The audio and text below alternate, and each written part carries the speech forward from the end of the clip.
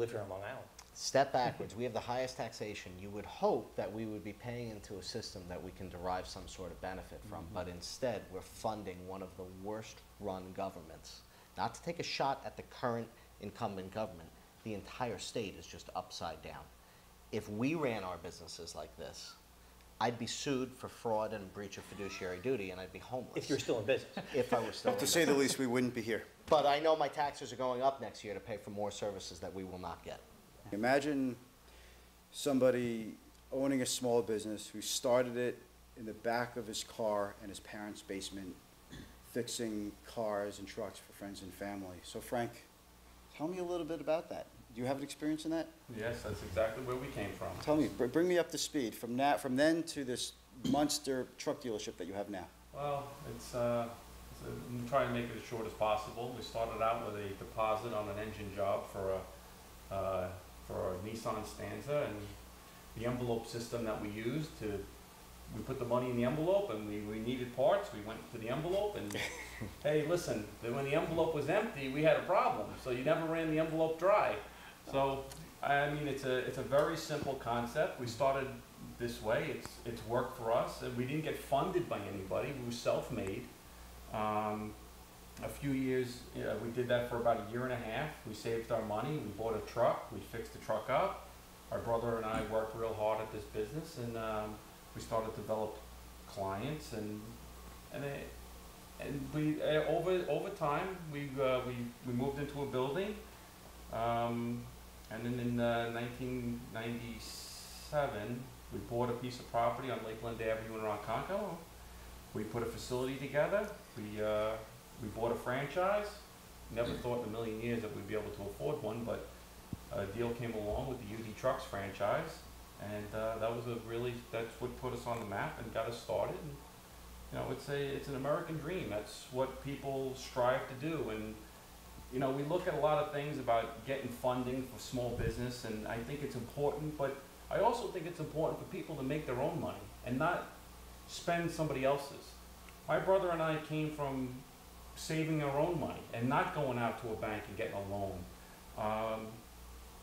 That was the way we did it. And I mean, I think that is a kind of an older way of doing business, but I think it's important. I don't think that people could just go out, get a loan, and instantaneously think they're going to be successful.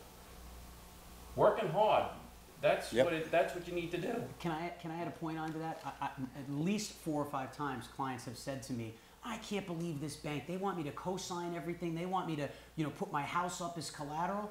If you don't trust in yourself, why would the bank trust in you? So your point is extremely well taken. You did it the American way. You did it the hard way, but you know, you've got something that's stable and it's not going anywhere. No, you know, and if you're not, you took the bet on yourself. You know, a lot of small entrepreneurs get frustrated when nobody will take a bet on them, and they won't even take a bet on themselves. Rob has an interesting story. Could you imagine going to a deli, opening up your sandwich with the wax paper to find, what the heck is this?